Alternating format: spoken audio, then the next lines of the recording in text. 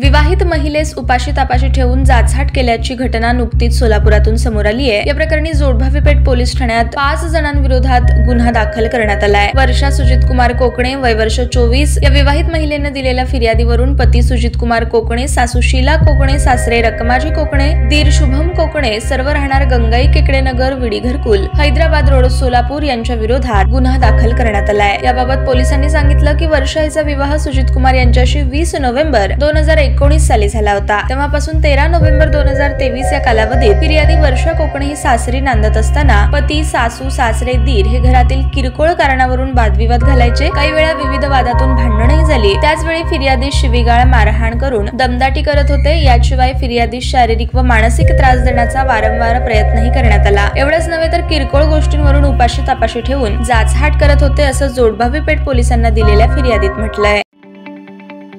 ताज्या बातम्या पाहण्यासाठी प्राईम महाराष्ट्र न्यूज चॅनलला सबस्क्राईब करा।